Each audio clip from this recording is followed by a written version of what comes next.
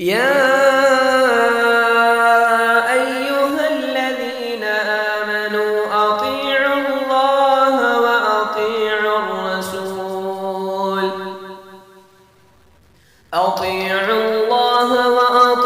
الرسول وأولی الامر منکم فإن تنازعتم. حاضرین جمعہ، نوجوان ساتھیوں، پیارے بچوں، اور اگر میری آواز پہنچ رہی ہے تو پردہ نشین ماں اور بہنوں،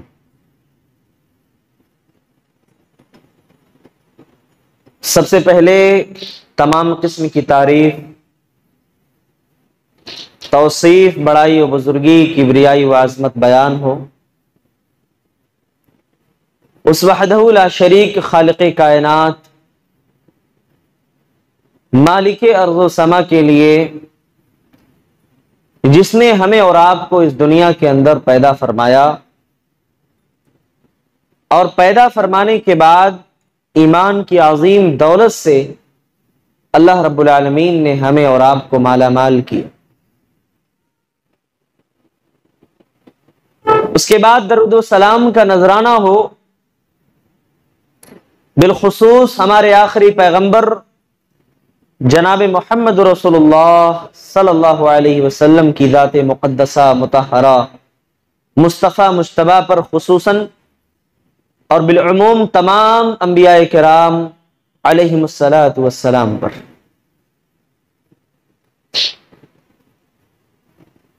حضرات، آج کے اس خطبہ جمعہ میں جس عنوان کے تعلق سے کچھ باتیں آپ کے سامنے میں رکھوں گا انشاءاللہ اللہ کی توفیق سے،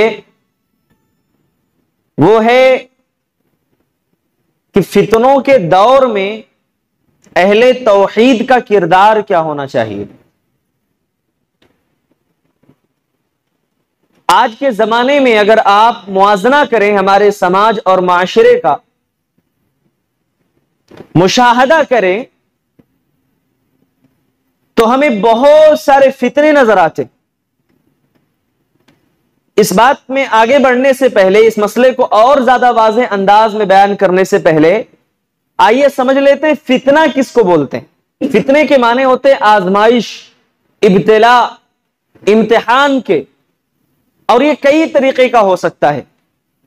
اس کی کئی صورتیں ہوتی ہیں، کبھی مال کی آزمائش ہوتی ہے، کبھی اولاد کی آزمائش ہوتی ہے، کبھی صحت و تندرستی کی آزمائش ہوتی ہے، کبھی طرح طرح سے ہماری زندگی کے اندر فتنے آتے رہتے ہیں، آزمائشیں آتی رہتی ہیں، ابتلا اور امتحان ہمارا ہوتا رہتا ہے۔ قرآن میں اللہ تعالیٰ نے بڑا ہی پیارا اور بڑے ہی اچھے انداز میں نقشہ کھینچا ہے، وَلَنَبْلُوَنَّكُمْ بِشَيْءٍ مِّنَ الْخَوْفِ وَالْجُوعِ۔ اے میرے بندو، ہم تمہیں آزماتے رہیں گے، تمہارا امتحان لیتے رہیں گے، کبھی خوف کے ذریعے سے آزمائیں گے تو کبھی بھوک مری میں مبتلا کر کے ہم تمہیں آزمائیں گے۔ وَنَقْصٍ مِّنَ الْأَمْوَالِ وَالْأَنفُسِ وَالثَّمَرَاتِ۔ اے میرے بندو، کبھی تمہارے مالوں میں کمی کر کے ہم آزمائیں گے، کبھی پھلوں میں کمی کر کے آزمائیں گے، کبھی تمہاری جانوں میں، کبھی کثرت سے اموات ہونے لگیں گی، لوگ مرنے لگیں گے، اس طریقے سے بھی ہم تمہیں آزمائیں گے۔ وَبَشِّرِ الصَّابِرِينَ۔ اے میرے نبی، آپ صبر کرنے والوں کو بشارت دے دیجئے، ان کو خوشخبری سنا دیجئے۔ اللہ تعالیٰ نے یہاں طرح طرح سے امتحان جو ہماری زندگی میں ہوتا رہتا اس کا ذکر فرمایا ہے، کہ کبھی ہمارے مال کا امتحان، کبھی مالوں میں کمی کر کے، جانوں میں کمی کر کے، اولاد کو موت دے کر کے، یا کثرت سے اموات جو ہمارے سامنے آتی ہے، جیسا ہم نے دیکھا کووڈ کے موقع پر کہ آج ایک آدمی زندہ ہے، بحیات ہے، صحیح سالم ہے، کل ہم نے اس کی موت کی خبر سنی۔ میرے بھائیو، ایسے اللہ تعالی ہمیں آزماتا رہتا ہے۔ یہ جو آزمائش ہوتی ہے، یہ جو امتحان ہوتا ہے، اس کی کئی صورتیں ہیں۔ کبھی اللہ رب العالمین ہمیں خیر اور شر کے ذریعے سے بھی آزماتا ہے، کبھی خیر اور شر کے ذریعے بھی اللہ آزماتا ہے، اور یہ ہماری زندگی کا جو امتحان ہے، ہم نے ایمان کا دعویٰ کیا ہے، ہم نے کلمہ توحید کا اقرار کیا ہے، اب ہمارا امتحان ہونا ہی ہونا ہے۔ یہ میں نہیں کہہ رہا ہوں، یہ اللہ تعالیٰ خود قرآن میں کہہ رہا ہے۔ اللہ نے کیا فرمایا؟ احسب الناس ان يتركوا ان يقولوا آمنا وهم لا يفتنون، کیا لوگوں نے گمان کر لیا ہے کہ وہ اپنی زبان سے اقرار کر لیں گے کہ ہم ایمان لے آئے؟ ان يقولوا آمنا، انہوں نے اپنی زبان سے تو یہ دعویٰ کیا کہ ہم اللہ پر ایمان لے آئے، وَهُمْ لَا يُفْتَنُونَ، کیا انہیں یوں ہی چھوڑ دیا جائے گا، انہیں آزمایا نہیں جائے گا؟ یعنی گویا اللہ تعالیٰ ہم سے خطاب کر کے فرما رہا ہے کہ اے میرے بندو، اگر تم نے ایمان کا دعویٰ کیا ہے تو تمہیں امتحان دینا پڑے گا، تمہاری آزمائش تو ہوگی، تمہیں امتحان میں کھرا اترنا پڑے گا۔ اللہ تبارک و تعالیٰ یہ دیکھنا چاہتا ہے کہ میرا بندہ امتحان میں پاس ہوتا ہے یا امتحان میں وہ ناکام اور نامراد ہوتا ہے۔ گویا کہ پتہ یہ چلا، اگر ہم نے کلمہ توحید کا اقرار کیا ہے تو ہمیں ہر طریقے سے آزمایا جائے گا، ہمارا امتحان لیا جائے گا، اور یہ امتحان اللہ تبارک و تعالیٰ طرح طرح سے ہمارا امتحان لے سکتا ہے، کبھی مال کے فتنے میں، کبھی اولاد کے فتنے میں، کبھی اسی طریقے سے اللہ تبارک و تعالیٰ آپس میں اختلاف ڈال کر کے بھی ہمارا امتحان لیتا ہے، ہر طریقے سے امتحان۔ اور صحابہ نے جب ایمان کا دعویٰ کیا انہیں بھی آزمایا گیا، ان کی زندگیاں دیکھیے آپ، پڑھیے آپ ان کی زندگیوں کو، کیسے انہوں نے اپنے گھر بار کو چھوڑا، اپنے بیوی بچوں کو چھوڑا، اپنے خاندان کو چھوڑا، یہاں تک کہ انہیں اپنے وطن کو چھوڑ کر کے، ہجرت کر کے، اللہ کے کلمے کی سربلندی کے لیے، اللہ کے کلمے کو اعلیٰ اور اونچا کرنے کے لیے وہ اپنے وطن کو بھی چھوڑ کر کے چلے گئے۔ میرے بھائیو، یہ امتحان ہوتا ہے، یہ آزمائش ہوتی۔ فتنے کی کئی قسمیں ہوتی ہیں، میں نے کہا کبھی اللہ تعالی ہمیں مال اور اولاد کے ذریعے آزماتا ہے۔ قرآن میں سورہ ابراہیم جب آپ کھولیں گے تو اللہ تعالیٰ اس میں، سورہ انبیاء جب آپ کھولیں گے سورۃ الانبیاء میں اللہ تعالیٰ نے فرمایا وَنَبْلُوكُمْ بِالْخَيْرِ وَالشَّرِّ فِتْنَةً وَإِلَيْنَا تُرْجَعُونَ، اے میرے بندوں، ہم تمہیں بھلائی اور برائی میں مبتلا کر کے آزماتے ہیں، وَإِلَيْنَا تُرْجَعُونَ، اور تمہیں ہماری طرف لوٹا دیا جانا ہے، تمہیں ہماری ہی طرف لوٹ کر کے آنا ہے۔ خیر و بھلائی کا مطلب یہ کہ ہم تمہارے اوپر آسانیاں کر کے آزماتے ہیں، کبھی ہمارے پاس مال کی وافر مقدار ہو جاتی ہے، کبھی ہمارا کاروبار چلنے لگتا ہے، کبھی ہم تجارت میں، بزنس میں بہت آگے چلے جاتے ہیں، اللہ اس وقت بھی آزما رہا ہوتا ہے، کبھی ہمارے مال میں مندی آ جاتی ہے، ہمارا کاروبار نہیں چلتا ہے، اللہ اس وقت بھی ہمیں آزماتا ہے، اس وقت بھی ہمارا امتحان ہوتا ہے۔ تنگی میں مبتلا کر کے، آسانی دے کر کے، ہر طریقے سے اللہ تعالیٰ ہمیں آزماتا ہے۔ میرے بھائیوں، پیارے نبی صلی اللہ علیہ وسلم نے بڑی پیاری بات کہی کہ اس ماحول میں جو ایک مومن ہوتا ہے، اس سچویشن میں ایک مومن جو ہوتا ہے، اس کا کردار کیا ہونا چاہیے؟ اللہ کے رسول صلی اللہ علیہ وسلم نے بڑے پیارے الفاظ میں، بڑے سنہرے انداز میں پیارے نبی صلی اللہ علیہ وسلم نے فرمایا۔ آپ نے کیا فرمایا؟ مومن کا معاملہ بڑا عجیب ہوتا ہے۔ عجبا لامر المؤمن، ایک مومن کا جو معاملہ ہے بڑا عجیب ہوتا ہے۔ اذا اصابته سراء شکر، جب اسے کوئی خوشی پہنچتی ہے، جب اسے کوئی آسانی پہنچتی ہے تو اللہ کا شکر ادا کرتا ہے۔ نعمت ملی، اللہ کا شکر ادا کیا۔ پیارے نبی صلی اللہ علیہ وسلم فرماتے ہیں ان اصابته ضراء صبر، اگر کوئی مصیبت پہنچتی ہے، کوئی تکلیف پہنچتی ہے تو صبر کرتا ہے، وَكَانَ خَيْرًا لَهُ، اور یہ اس کے لیے بہتر ہے۔ پیارے نبی نے فرمایا کہ جب کوئی نعمت پہنچی اللہ کا شکر ادا کیا، یہ بھی اس کے لیے بہتر ہے، اور جب کوئی مصیبت پہنچی اس پر صبر کیا، اللہ تعالیٰ اس کے لیے خیر رکھتا ہے، اس کو نیکی عطا فرماتا ہے۔ پتا چلا میرے بھائیوں کی امتحان کے، آزمائش کے ایسے ماحول میں ایک مومن کا جو کردار ہے وہ یہ ہونا چاہیے کہ نعمتوں پر شکر ادا کرے اور مصیبتوں پر صبر کرے، واویلا نہ مچائے، جو ہے قسمت کو جو ہے دوش نہ دے کہ نہیں میری قسمت خراب تھی، میرے لیے اللہ نے غلط نعوذ باللہ فیصلہ کیا، اس طریقے کے جملے میری بھائیوں اپنی زبان پر نہیں لانا چاہیے. ایمان کے منافی، ایمان کے خلاف ہے یہ چیز. اللہ رب العالمین اس دنیا میں ہمیں اولاد سے بھی نوازتا ہے، مال سے بھی نوازتا ہے، اور ان دونوں کو اللہ تعالیٰ دے کر کے ہمیں آزماتا ہے. قرآن میں خود اللہ نے کہا، یہ میں اپنی طرف سے نہیں کہہ رہا ہوں، قرآن میں خود اللہ نے بات کہی ہے، انما اموالکم واولادکم فتنہ. اے میرے بندو یہ تمہارا مال، تمہاری اولاد تمہارے لیے فتنہ ہے. واللہ عندہ اجر عظیم، اور اللہ تبارک و تعالیٰ کے پاس تو بہت بڑا اجر ہے. میرے بھائیو یہی اولاد ہماری بخیلی کا سبب بن جاتی ہے. اسی اولاد کے لیے آدمی جھوٹ بولتا ہے، اسی اولاد کے لیے آدمی غیبت کرتا ہے، اسی اولاد کو کامیاب کرنے کے لیے آدمی حرام کماتا ہے، اسی اولاد کے لیے آدمی حرام جائیداد اور پراپرٹیاں جمع کرتا ہے. اللہ نے کہا یہی مال اور یہی اولاد تمہارے لیے فتنہ ہے. تم جس دنیا کو بنانے کے لیے، جس دنیا کو سجانے کے لیے اتنے سارے حرام کام کر رہے ہو، واللہ عندہ اجر عظیم، اللہ تبارک و تعالیٰ کے پاس تو بہت بڑا اجر ہے. یہ دنیا کیا ہے؟ دنیا کچھ بھی نہیں ہے. یہ دنیا کچھ بھی نہیں ہے. اللہ نے ہمارا امتحان لیا ہے، ہماری آزمائش لیے، اور ان چیزوں کو ہماری زندگی میں مزین کر کے رکھا ہے. آپ دیکھیے قرآن میں سورہ بقرہ میں اللہ کیا فرماتا ہے؟ کچھ چیزیں ایسی ہیں جن کی محبت کو اللہ نے مزین کر دیا. زُيِّنَ لِلنَّاسِ حُبُّ الشَّهَوَاتِ مِنَ النِّسَاءِ وَالْبَنِينَ وَالْقَنَاطِيرِ الْمُقَنطَرَةِ مِنَ الذَّهَبِ وَالْفِضَّةِ. اے میرے بندو عورتوں کی، اولاد کی، اہل و عیال کی، عمدہ گھوڑوں کی، اور جمع کردہ جو خزانے ہیں ان کی، اور اسی طریقے سے کھیتیوں کی اور چوپایوں کی، ان تمام چیزوں کی شہوات کی محبت کو تمہارے لیے مزین کر دیا گیا ہے. آدمی جب کما رہا ہوتا ہے، پیسے جمع کر رہا ہوتا ہے، دل میں خواہش ہوتی ہے کہ اللہ ایک خوبصورت لڑکی سے میری شادی ہو جائے، میرا نکاح ہو جائے. جب اس کی شادی ہو جاتی ہے وہ پھر سوچتا ہے اولاد اگر دے دیتا اللہ تعالیٰ تو بہت اچھا تھا، اولاد مل جاتی تو اچھا ہوتا.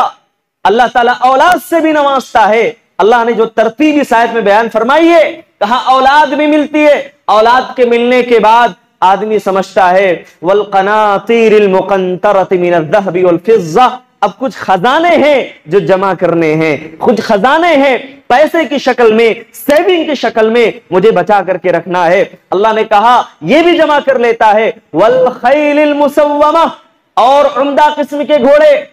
اب پیسے بھی آ گئے، عورت بھی مل گئی، اولاد بھی مل گئی. اب سوچتا ہے ایک کار ہوتی تو اچھا ہوتا. مول صاحب جب تک دو تھے ایک گاڑی سے سواری کر لیتے تھے، بائک سے کام چل جاتا تھا، لیکن اب فیملی ہو گئی نا تو اب 4 ویلر سے کام چلے گا. بچے بھی ہیں ہمارے، بیوی بھی، ہماری فیملی ہے، گھر والے ہیں، اب کار سے ہم کو نکلنا پڑے گا. کار بھی خریدتا ہے. والخیل المسومہ، عمدہ قسم کے گھوڑے. آپ دیکھیے پہلے زمانے میں گھوڑے چلتے تھے، اونٹ ہے. آج کے زمانے میں آپ لے لیجئے کار ہے، گاڑیاں الگ الگ قسم کی، مہنگی مہنگی گاڑیاں. سوچتا ہے کون سی گاڑی خریدوں میرے بھائیو؟ کس کے لیے؟ اپنے بیوی بچوں کے لیے. والانعام والحرث، اللہ قرآن میں فرماتا ہے چوپائے اور کھیتیوں کے پیچھے بھی پڑ جاتا ہے. آج دیکھیے آپ جو آدمی مالدار ہو اس کے گھر میں ایک کتا ضرور ملے گا آپ کو، بلی ضرور ملے گی آپ کو، کوئی بندر لا کے پال رہا ہے، کوئی خرگوش لا کے رکھ رہا ہے. کیوں؟ کیونکہ زندگی کے ٹینشن نہیں ہے اس کے دماغ میں، اس کو شوق پورا کرنا ہے. کوئی اپنے شوق پورا کر رہا ہے تو کوئی شوق کو پانے کے لیے زندگی میں اپنی جنگ لڑ رہا ہے، زندگی اور موت کے بیچ میں رہ کر کے جوجھ رہا ہے. میرے بھائیو یہی ہے زندگی کی حقیقت. آگے اللہ تعالیٰ نے ایک حقیقت بیان فرمائی، واللہ عندہ حسن المآب. اے میرے بندو اور بہترین جو بدلہ ہے، بہترین جو انجام ہے وہ اللہ تبارک و تعالیٰ کے پاس ہے. یعنی یہ امتحان، یہ آزمائش جو ہوتی ہے اس کا جو بہترین بدلہ ہے، جو بہترین ٹھکانہ ہے، یہ تمہارا گھر نہیں ہے، یہ تمہارے بنگلے نہیں ہیں، یہ تمہاری گاڑیاں نہیں ہیں، یہ جو تم نے کھیتیاں لی ہیں یہ بھی نہیں ہوتی. اللہ کے پاس بہترین اجر اور بہترین بدلہ ہے میرے بھائیوں. اسی طریقے سے اللہ رب العالمین شبہات کے ذریعے بھی ہمیں آزماتا ہے. آج آپ دیکھیے شبہات کا بھی فتنہ ہے. آج کے دور میں آپ اس سماج اور معاشرے کی طرف نظر دوڑائیے، کتنے ایسے لوگ جو بدعقیدہ ہیں، جن کے ارادوں میں فتور ہوتا ہے، جن کے ارادوں میں فساد ہوتا ہے، نیتوں میں فتور ہوتا ہے. ایسے لوگ منبر و محراب پر کھڑے ہو کر کے دین کے نام پر لوگوں کو گمراہ کرتے ہیں، حق اور باطل کو ملا کر کے پیش کرتے ہیں اور ایسے انداز میں پیش کرتے ہیں کہ لوگوں کو لگے کہ یہی تو شریعت ہے، یہی تو شریعت کا حکم ہے. میرے بھائیوں، ایسے لوگوں سے اللہ کے لیے ہوشیار ہو جائیے، ایسے لوگوں سے خبردار ہو جائیے. آج آپ کو سوشل میڈیا پر بہت سارے میڈیاز ہیں، الیکٹرانک میڈیا ہے، سوشل میڈیا ہے، اسی طریقے سے پرنٹ میڈیا ہے. ہر طریقے سے عریانیت کو، فحاشی کو عام کرنے کی کوشش کی جاتی ہے، لوگوں کو شبہات میں مبتلا کرنے کی کوشش کی جاتی ہے. ایسے ماحول میں آپ اپنی حفاظت کریں، آپ اپنے ایمان اور عقیدے کی حفاظت کریں. ایسے لوگوں سے ہوشیار ہو جائیں جو منبر و محراب پر کھڑے ہو کر کے لفاظیاں کیا کرتے ہیں، منبر و محراب پر کھڑے ہو کر کے قرآن اور حدیث کے نام پر لوگوں کو ایسی باتیں بتاتے ہیں جو بدعات اور خرافات پر مشتمل ہوتی ہیں. ابھی میں ایک ویڈیو دیکھ رہا تھا، ویڈیو دیکھا، اتنی حیرت ہوئی مجھ کو دیکھنے کے بعد. ایک آدمی جو ایک بدعتی عالم ہے اپنی اس ویڈیو میں تقریر کر رہا ہے اور تقریر کرتے ہوئے کہتا ہے عید میلاد النبی کے سلسلے میں کہ ہم میلاد اس لیے مناتے ہیں. دیکھیے شبہات کیسے لوگوں کے دماغ میں ڈال رہا ہے. ہم میلاد اس لیے مناتے ہیں تاکہ دنیا کو پتا چلے کہ ہمارے نبی اس دنیا میں پیدا ہوئے اور جو پیدا ہوئے ہیں وہ رب نہیں ہو سکتے، معبود نہیں ہو سکتے. تو دنیا کو ہم یہ بتانے کے لیے میلاد مناتے ہیں کہ دنیا والوں، ہمارے نبی پیدا ہوئے، وہ رب نہیں ہے، اس لیے ہم ان کی میلاد مناتے ہیں. یعنی قرآن اور حدیث میں اللہ تبارک و تعالیٰ نے شرک کے رد میں جتنی آیتیں کہیں، حدیث میں جتنے الفاظ نبی نے بیان کیے، وہ کافی نہیں تھے. یہ حضرت عید میلاد النبی بنا کر کے یہ ثابت کرنا چاہتے ہیں کہ نبی صلی اللہ علیہ وسلم کی عبادت نہیں ہونی چاہیے. نعوذ باللہ. حالانکہ اللہ کے نبی صلی اللہ علیہ وسلم نے یہ بات بہت پہلے کہہ دی تھی کہ لعن اللہ الیہود والنصارى اتخذوا قبور انبیائہم مساجدا. اللہ کی لعنت ہو یہودیوں پر، اللہ کی لعنت ہو نصارہ پر، جنہوں نے اپنے نبیوں کی قبروں کو سجدہ گاہ بنایا. میرے بھائیوں، یہ شرک کے بارے میں، اس کی خطرناکی کے بارے میں میرے نبی نے بہت پہلے اپنی امت کو آگاہ کر دیا. آج یہ بدعتی لوگ اس طریقے کی ڈھکوسلا بازیاں کرتے ہیں امت کے سامنے، لوگوں کو گمراہ کرنے کے لیے، لوگوں کو ضلالت میں ڈبانے کے لیے اس طریقے کے الفاظ استعمال کرتے ہیں. اس لیے شبہات کا جو فتنہ ہے میرے بھائیوں، اس سے بھی بچنے کی ضرورت ہے. ابھی آخر میں ذکر کروں گا کہ ان فتنوں میں ہمیں کیا کرنا چاہیے انشاءاللہ. اس کے علاوہ میرے بھائیوں، آج کے دور میں جو فتنہ چل رہا ہے وہ ہے فرقہ واریت کا فتنہ. فرقہ واریت کا فتنہ یہ ہے کہ ہر آدمی مست و مگن ہے، جس کے پاس جو کچھ ہے وہ سمجھتا ہے کہ یہی برحق ہے، یہی حق ہے اور ہم اسی پر عمل کر کے جنت میں چلے جائیں گے. کتنا ورش یہ سامنے کی گھڑی صحیح نہیں ہے کیا؟ اچھا وہی میں سوچ رہا ہوں، جب سے تقریر کر رہا ہوں ٹائم نہیں مل رہا. جزاک اللہ خیر. تو میں عرض یہ کر رہا تھا کہ آج کے فتنوں میں ایک فتنہ یہ بھی ہے، فرقہ واریت کا فتنہ. قرآن میں اللہ نے کیا کہا؟ بڑی پیاری بات کہی اللہ نے. کیسے پتا چلے گا کہ کون حق پر ہے، کون باطل پر ہے؟ سب سے پہلے ہم یہ جانتے ہیں کہ فرقہ واریت کا فتنہ کتنا بھیانک ہے. قرآن میں اللہ نے فرمایا کل حزب بما لدیہم فرحون. ہر جماعت کے پاس جو کچھ ہے وہ اس میں مست و مگن ہے، وہ اس میں خوش ہے. ہر آدمی یہ سوچتا ہے کہ جو کچھ میرے پاس ہے میں اسی پر ہوں، اسی پر میں حق پر ہوں اور یہی بات میری برحق ہے. دوسرے لوگ گمراہ ہیں، ضلالت میں، وہی جہنم میں جائیں گے، میں جنت میں جاؤں گا. آج آپ دیکھیے بڑا افسوس ہوتا ہے میرے بھائیو، آپ دیکھیے معاشرے کی طرف کہ جس امت کا نبی ایک ہے، جس کا کلام قرآن مجید ایک ہے، جس کا قبلہ ایک ہے، جس کے نمازوں کے اوقات میں کوئی اختلاف نہیں، 5 وقت کی نمازیں ایک ہیں، آج وہ فرقوں میں بٹ گئے، آج وہ گروہوں میں تقسیم ہو گئے، آج انہوں نے اپنے اپنے ائمہ بنا لیے اور ان ائمہ کی باتوں کو ماننے میں قرآن اور حدیث کو سائیڈ میں رکھا اور اماموں کی باتوں کو اول رکھا۔ میرے بھائیوں، اللہ کے لیے اگر آپ غور کرتے آپ کو معلوم ہوتا کہ ان ائمہ کرام نے کتنی پیاری بات کہی تھی۔ انہوں نے خود کہا تھا، اگر میری کوئی بات قرآن اور حدیث کے خلاف تمہیں نظر آئے، میری بات کو دیوار سے مار دینا، قرآن اور حدیث کو لے لینا۔ اگر میرا کوئی عمل قرآن اور حدیث کے خلاف تمہیں نظر آئے، میری بات کو دیوار سے مار دینا، قرآن اور حدیث پر عمل کرو۔ اصل میں جو لوگ ان کے ماننے کا دعویٰ کرتے ہیں، ان کو ماننے کا دعویٰ کرتے ہیں، وہ ان کو اصل میں مانتے ہی نہیں ہیں، کیونکہ اگر مانتے تو ان کی باتوں پر عمل کرتے جو انہوں نے کہا ہے۔ اگر یہی بات مان لیں تو قرآن و حدیث پر آ جائیں گے، قرآن و سنت پر آ جائیں گے اور مسائل بگڑیں گے نہیں، اختلافات نہیں ہوں گے، کیونکہ خود انہوں نے رہنمائی کی ہے۔ اگر اختلاف ہو، چلے آؤ قرآن کی طرف، چلے آؤ حدیث کی طرف، معاملہ الجھے گا نہیں، معاملہ سلجھ جائے گا۔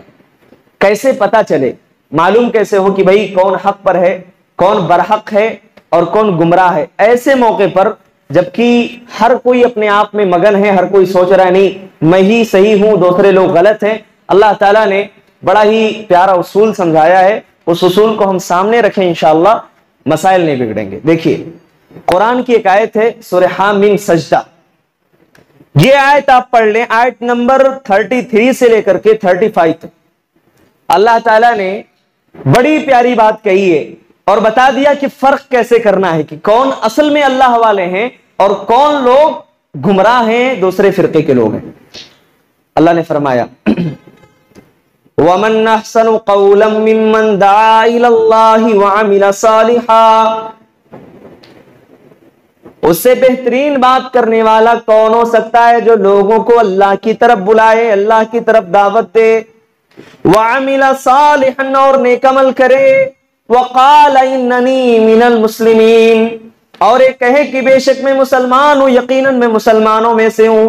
یعنی صرف وہ لوگوں کو ہی نہ بلائے بلکہ اپنی بھی اصلاح کرے، خود بھی پابندی کرے، خود بھی قرآن و حدیث کے مطابق زندگی گزارے۔ میرے بھائیوں، اللہ فرماتے ہیں وَقَالَ إِنَّنِي مِنَ الْمُسْلِمِينَ اور یہ کہے کہ بے شک میں مسلمانوں میں سے ہوں۔ یہ اصول اللہ نے سمجھا دیا کہ لوگوں کو اللہ کی طرف بلانے والے لوگ سچے ہیں اور لوگوں کو لوگوں کی طرف بلانے والے لوگ کبھی سچے نہیں ہو سکتے، اللہ کی طرف بلانے والے لوگ ہمیشہ سچے ہوتے ہیں۔ اس کے بعد اللہ نے فرمایا وَلَا تَسْتَوِي الْحَسَنَةُ وَلَا السَّيِّئَةُ ادْفَعْ بِالَّتِي هِيَ أَحْسَنُ اے میرے بندو کان کھول کر کے سن لو کہ برائی اور بھلائی کبھی برابر نہیں ہو سکتے، نیکی اور بدی کبھی برابر نہیں ہو سکتے۔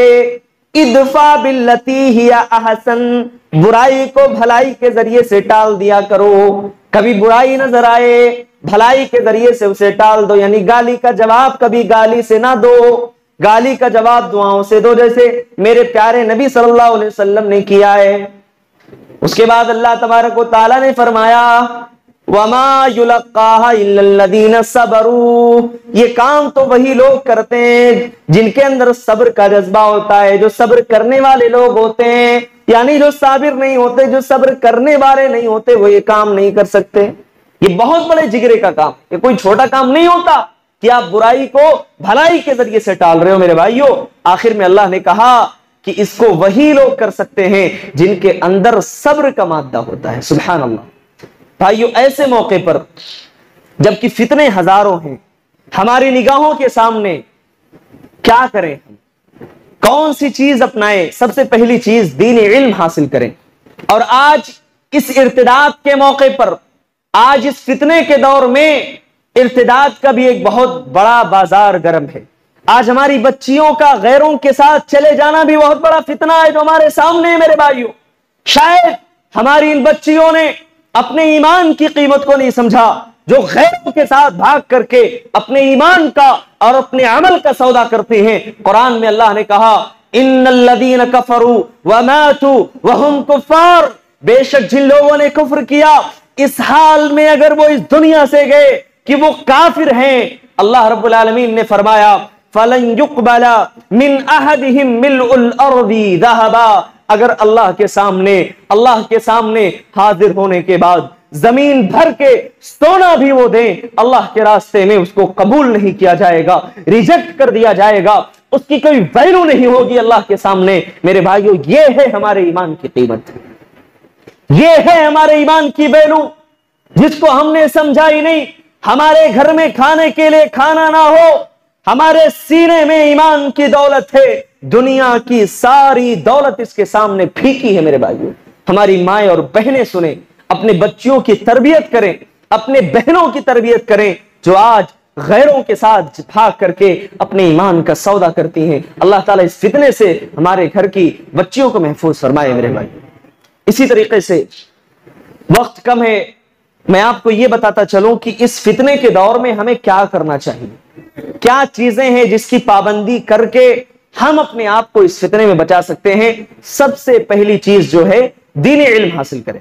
اللہ رب العالمین نے خود قرآن میں کہا کہ فَلَوْلَا نَفَرَ مِن كُلِّ فِرْقَةٍ لِيَتَفَقَّهُوا فِي الدِّينِ، ایک جماعت ایسی ہونی چاہیے جو دین کی سمجھ حاصل کرے اور دین کی جو بات ہے وہ لوگوں تک پہنچائے، اور جب اپنی قوم میں واپس لوٹیں لوگوں کو سمجھائیں اور دین علم حاصل کریں۔ دین علم حاصل کریں، مگر کن لوگوں سے؟ جو اہل علم ہیں، جو علم والے لوگ ہیں، جو قرآن و حدیث کو سمجھانے بتانے والے لوگ ہیں، ان سے دین علم حاصل کریں۔ واٹس ایپ یونیورسٹی سے دینی علم نہیں، یوٹیوب کی دنیا سے دینی علم نہیں، علامہ گوگل سے دینی علم نہیں۔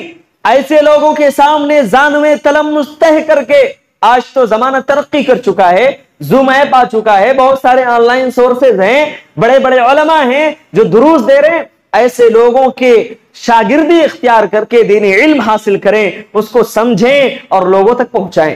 میرے بھائیوں، اگر ایسا نہیں ہوا تو نتیجہ وہی ہوگا جو آج ہمارے سامنے ہے کہ ہر آدمی اپنے آپ کو دین کا عالم سمجھ کر کے ممبر و محراب سنبھالنے کے لیے آئے گا۔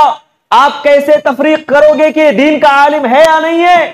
وہ بھی آپ کو فتوے دے گا۔ اور اللہ کے نبی صلی اللہ علیہ وسلم نے بہت ہی بھیانک پیشین گوئی فرمائی، اور آج وہ ہمارے آنکھوں کے سامنے ہے۔ اللہ کے نبی صلی اللہ علیہ وسلم نے فرمایا تھا ان اللہ لا ينتزع العلم انتزاعا ينتزعه، اللہ تعالیٰ اس علم کو کھینچ کر کے نہیں لے گا، اللہ اس دنیا سے علم کو اٹھا کر کے قبض نہیں کرے گا، وَلَكِنْ يَقْبِضُ الْعِلْمَ بِقَبْضِ الْعُلَمَاءِ، اللہ تعالیٰ علماء کو موت دے دے گا، علماء کو موت دے کر کے اس دنیا سے علم کو اٹھا لیا جائے گا۔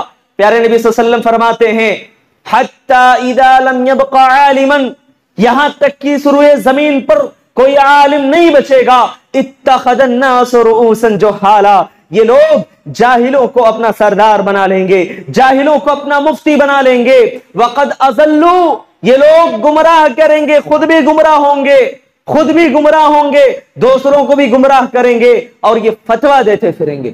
آج دیکھیے یوٹیوب آپ کھولیے، کھول کر کے بیٹھ جائیے، 5 سے 10 منٹ میں آپ کو دین کے اتنے بڑے بڑے دائی نظر آ جائیں گے جن کی دنیا اور جن کی زندگی کا بیک گراؤنڈ اگر آپ دیکھنے جائیں اور پتہ کرنا شروع کریں علم کہاں سے حاصل کیا، تو ان کے علم کا کوئی معتبر ذریعہ آپ کو نظر نہیں آئے گا، ان کے علم کا کوئی معتبر سورس آپ کو دکھائی نہیں دے گا۔ میرے بھائیوں، ایک ہوتا ہے لوگوں تک اللہ کی بات پہنچانا، انفرادی طور پر لوگوں کو اللہ کی طرف بلانا، اور ایک ہوتا ہے کہ ممبر و محراب پر بیٹھ کر کے فتوے بازیاں کرنا، فتوے دینا، وہ بھی کیسے؟ اپنی سمجھ بوجھ کے لحاظ سے، اپنے عقل و شعور کے اعتبار سے جو سمجھ میں آئے فتویٰ دیا۔ بہت ہی گمبھیر مسئلہ ہے میرے بھائیوں، اس کو سمجھیے۔ آپ بیمار ہوتے ہیں، آپ کسی میکینک کے پاس جاتے ہیں کیا؟ آپ کو دوا لینا ہے، آپ میڈیکل میں جاتے ہیں کیا؟ نہیں جاتے، آپ ڈائریکٹ ہاسپٹل میں جاتے ہیں، کیونکہ جو ڈاکٹر ہے وہی آپ کا علاج کر سکتا ہے۔ میڈیکل میں جو دوائیاں دے رہا ہے وہ بس آپ کو گولیاں دے گا، آپ کی بیماری نہیں بتا سکتا، آپ کی پریشانی نہیں بتا سکتا۔ دین کے معاملے میں ہم اتنے زیادہ جو ہے بے حساس کیسے ہو گئے؟ ہمارے دل کی غیرت کہاں چلی گئی کہ دین کے معاملے میں جس سے چاہا جیسے چاہا ہم نے دین کو لے لیا۔ امام مالک رحمت اللہ علیہ کا نام تو سنا ہوگا آپ نے، ان کو جب تک 70 سے زائد علماء کرام نے اس بات کی اجازت نہیں دی کہ آپ فتویٰ دیجیے، تب تک انہوں نے فتویٰ دینا شروع نہیں کیا تھا۔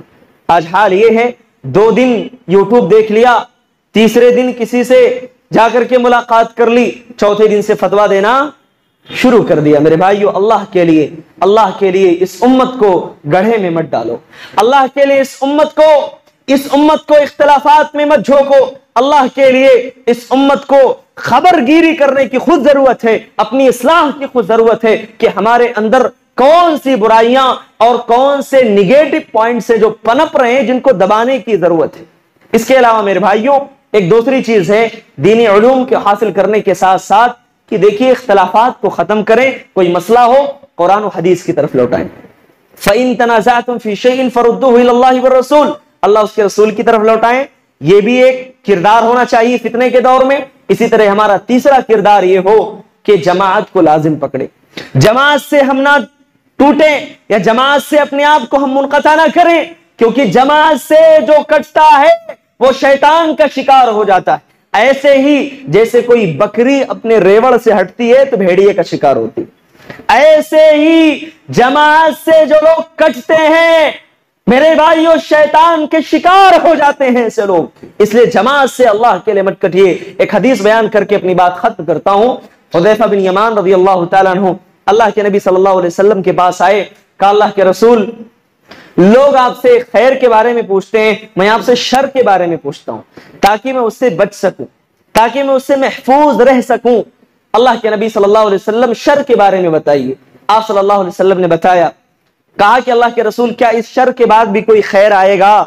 اللہ کے نبی صلی اللہ علیہ وسلم نے فرمایا ہاں، اس کے بعد جو خیر آئے گا اس میں کدورت ہوگی، اس میں تھوڑی ملاوٹ ہوگی، یعنی کچھ لوگ آئیں گے جو میری زندگی کو میری سیرت کو رہنمائی کے طور پر نہیں لیں گے، وہ کسی اور کی زندگی کو رہنمائی کے طور پر لیں گے۔ ایسے لوگ آئیں گے، ان کی کچھ باتیں تمہیں اچھی لگیں گی، کچھ باتیں تمہیں بری لگیں گی۔ اس کے بعد آپ دیکھیے فتنے کی جو حدیثیں ہیں، حذیفہ بن یمان رضی اللہ تعالیٰ عنہ سے آپ کو حدیثیں برابر ملیں گی، فتنوں کے تعلق سے جو حدیثیں آتی ہیں۔ اس کے بعد کہ اللہ کے رسول اس خیر کے بعد بھی کیا کوئی شر آئے گا؟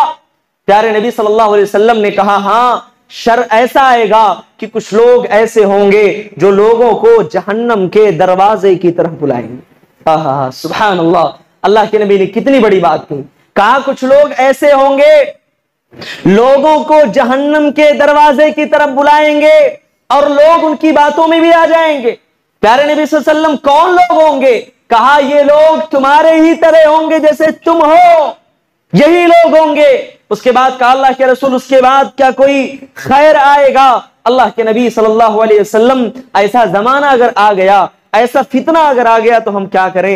اللہ کے نبی صلی اللہ علیہ وسلم نے فرمایا کہ تم اپنی بستی کو چھوڑ کر کے چلے جانا، چاہے تمہیں درخت کے پتے ہی کیوں نہ چبانا پڑے۔ اللہ اکبر، کتنی بڑی بات کہی پیارے نبی صلی اللہ علیہ وسلم نے، بستی کو چھوڑ کر چلے جانا چاہے تمہیں درخت کے پتے کیوں نہ چبانا پڑے، اپنے ایمان کی سلامتی کے لیے، اپنے عمل کی حفاظت کے لیے، اپنے ایمان کی دولت کو بچانے کے لیے چلے جانا، کیونکہ ایسے موقع پر تمہارا ایمان بھی خطرے میں رہے گا، تمہارا عمل بھی خطرے میں ہوگا۔ اللہ اکبر۔